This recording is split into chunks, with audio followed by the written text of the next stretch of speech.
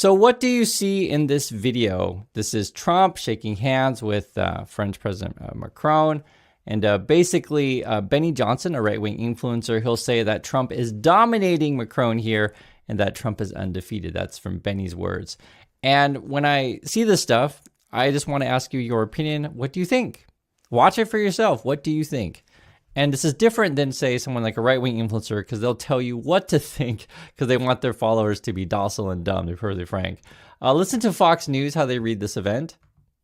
A coat and tie. It's usually a flak jacket and a helmet. So an interesting change. As we see the president there with the French President Macron in Sharm el-Sheikh, the leaders of some 35 countries, according to the president, gathering there for a peace summit. Now, there is a bro shake. If ever I've slipped, we won't let go. Okay, you let go. No, I'm going to let go. All right, there we go. As they assemble for the class photo there, let's bring in Mark. So I guess we're talking about bro shakes, and that is the topic. But, you know, again, this is Nick Sorter, another right-wing influencer. He hangs out with Benny, and he describes Macron as being terrified as Trump manhandles him and rips his arm off. Trump's absolutely dominating these dweebs. And if you notice, both Benny and Nick use the word dominating.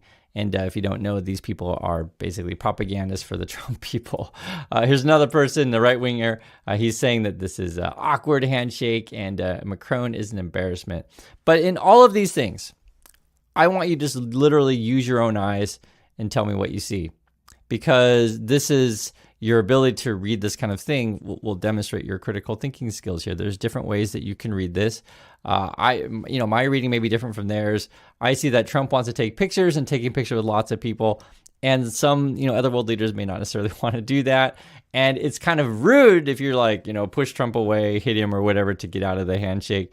But is it a big deal? Well, it's the handshake itself isn't necessarily the big deal. The big deal is whether or not you're the type of person that needs to be told how to feel and how to think. And as I always tell you guys, you make up your own mind. When Trump tells you that there's zero inflation or Trump tells you that there's $2 gas, you know the truth. Make up your own mind. You know the truth in that. You literally go to the store and you go to the gas station. And the crazy thing is that the world that we live in today is some people are easily fooled by the Trumpers, because oftentimes people from other countries ask, how can Trump come to power? These kind of things. It's because of different outlets, right-wing media, basically lie to people nonstop. And they take events that we can all see publicly, say the handshake thing, and they tell people what it means or what they're seeing, even though you can make up your own mind on said stuff. So here's another example and why we're going on this topic today. Prominent news outlets reject Pentagon rules before signing the deadline. So if you don't know, the Pentagon was telling people that you could only report on like approved stories by them, which basically goes against the First Amendment here. And multiple publications actually refused to sign their loyalty pledge. That's, again, the Pentagon's loyalty pledge. Journalists working at the Washington Post, New York Times, and other major news publications will not sign, and that's a good thing, will not sign the Defense Department's restrictive new press policy by Tuesday afternoon's deadline. So this would be the Atlantic, CNN, and The Guardian, along with trade publication Breaking Defense, have also said they will not sign the new agreement. I didn't see any Fox News anywhere here, so maybe they're still thinking about it. Who knows? But then this is a statement from the Washington Post. The proposed restrictions undercut First Amendment protections by placing unnecessary constraints on gathering and publishing information. We will continue to vigorously and fairly report on policies and positions and Pentagon officials and across the government. And I think this is, again, an important story because you want independent news stories, right? You don't want to have a world to where it's like only government approved stuff, because then you're just going to get basically propaganda of like, hey, look at this handshake. He's so strong. OWN, I guess, was the only one at the moment. That's the One American News. It's a right-wing one that signed on to this thing. And this is another example of independent news. So this would be coming from outside the USA. This would be The Guardian, and they're reporting on, right, U.S. immigration enforcement using military hardware and tactics on civilian. And they write the story about the apartment building. I think this was in Chicago, South Side. And essentially, the ICE people use like chainsaws, helicopters, door to door. They're saying your flashbang, grenades is the same kind of tactics that are used in military. I remember Trump is at a point where he was saying that it's the enemy within, and you can use the USA as training grounds. All this stuff fits in together because, again, I'm trying to tell you is that don't necessarily believe what the Trump people say. And this is why you want independent news agencies to essentially be watchdogs of, the government. Now listen to Fox News and what they're talking about today, and just have a listen. I mean, on Friday, if you're saying there's going to be 100% tariff on China, you make moves, you make trades based on that. And on Sunday, it's like, well, no, I was just kidding. It just makes it very difficult to be a long-term investor when the government seems to be thinking more short-term than anyone else. Jackie. This is not Taco. This is how he does it. This is how he negotiates. I think the markets are starting to understand that. How do you prepare when you're an investor? You keep a calm head. So you didn't sell stock on Friday, and maybe you used it as a buying opportunity. Now he comes out on Sunday, he says, don't worry about it. Everything's going to be okay. I told you, and this is my personal opinion, when he was talking about the shutdown in the military, and he said, don't worry about it. You're going to get paid. I believe him because I've seen how he does things. This is part of his negotiation. Okay, so this is how you identify this kind of stuff. When a news outlet, in this example of Fox News, is always telling you, believe in Trump. Believe in Trump. That's literally their theme every day. Believe in Trump. Have patience. Believe in Trump. Your rewards will be in heaven. Basically, what ends up being. And what I try to you guys on the channel, and I want you to be able to identify outlets that you watch. Doesn't matter, YouTube or otherwise. If people are constantly telling you what to feel, don't trust them. I'm not being frank with you guys. The things that you want to be finding is people that tell you what's going on. So, for example, what's the story of today? The story is people worried about getting paid. Right? And then we'll talk about people we worry about getting paid, which I think is a very real concern. And then I like to hear from people in the community on the ground, as I always ask you, what's your experiences? Are you getting paid? Are your friends getting paid? Your neighbors getting paid? And it changes the discussion, opposed to just believe in Trump. Everything's going to work out great. And that's when it becomes, this isn't really news anymore, right? It just becomes basically like going to church. Watching right-wing stuff is like going to church at this point, right? Just keep that faith alive, I guess. And this is sort of where I try to show you guys like just facts. We're just talking about it. So for example, 2 industries were supposed to drive America's future. One is booming, the other is slumping. And this has been actually a big theme in the markets is AI and manufacturing. Trump promised all your factory jobs would come back. And then at the same time, they're working very hard to replace all of you with robots and AI. So for example, this is what it says. Both AI and manufacturing have been in the spotlight in Washington, right, D.C. Through successive administrations, President Trump this year said he'd do, quote, whatever it takes to lead the world in artificial intelligence, okay? While also he championed stemming a decades-long slide in American manufacturing as a top goal. But while AI is flourishing, manufacturing entering an even deeper slump.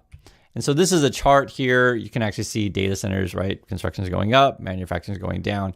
And I've told you guys this stuff several times, and I notice it that many of the, say left-wing channels that you guys watch, they don't mention this stuff. The right-wing channels don't really mention this stuff either. It's like mostly the financial news. And I always tell you the truth is follow the money. Don't ignore the money things. Because this whole thing is based on why people have a lot of angst, right? People are a lot of uncertainty is they're worried about jobs. And so then when Trump's whole policy is, hey, we're going to get, all this investment and everything's going to be going again. But then when you dig under the surface, which isn't that hard because literally it's all over the business and financial news, that markets are being driven by AI investment. Like, how does that play out long term? Automation AI's ultimate goal is to replace people. And I just want to tell you the truth on these things. I don't think I'm saying anything crazy. And it's frustrating to me that this isn't a bigger discussion.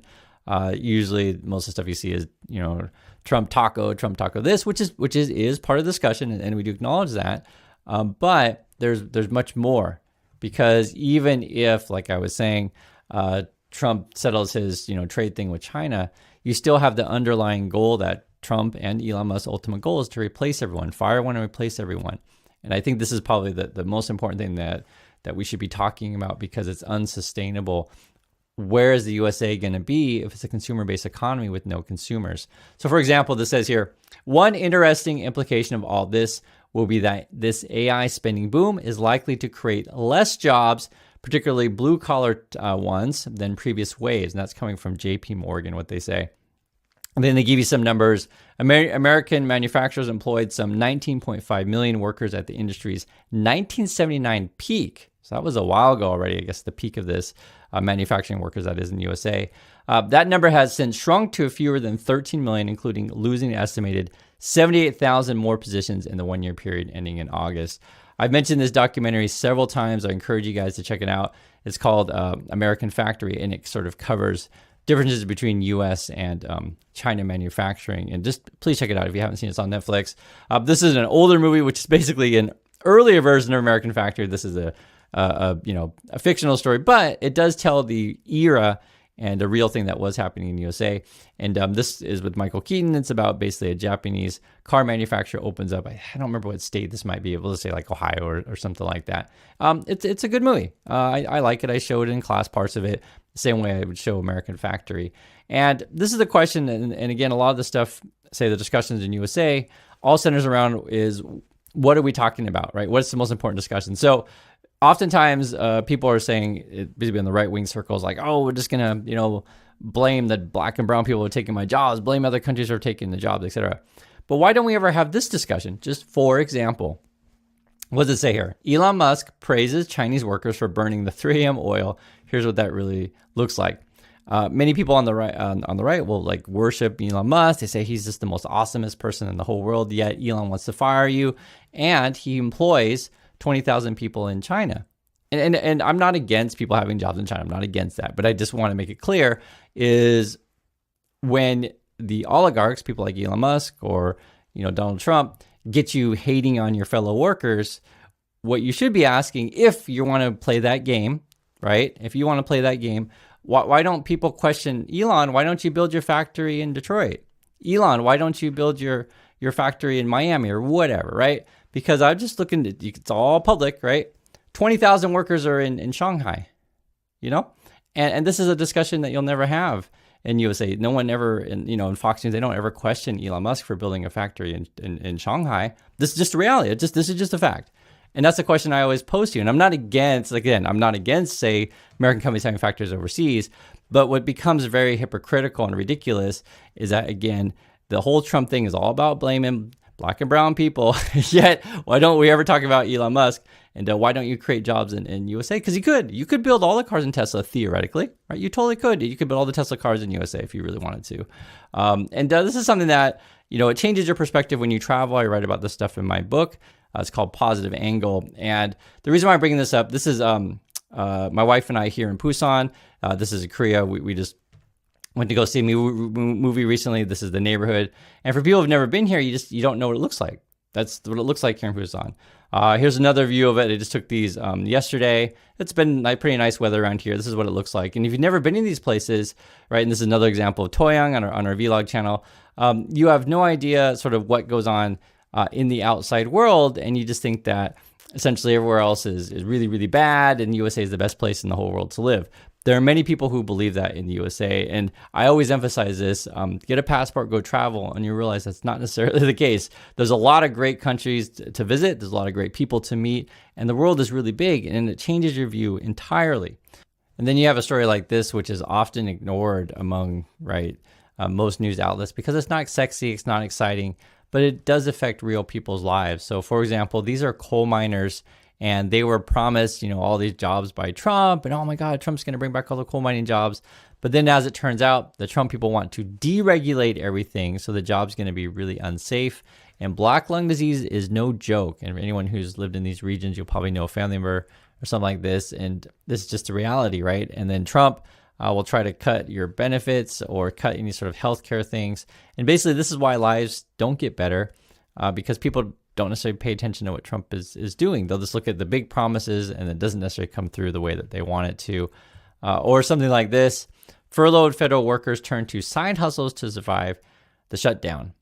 It's gotten so bad in USA that people can't make ends meet, and they have to take side jobs because their main job may or may not pay.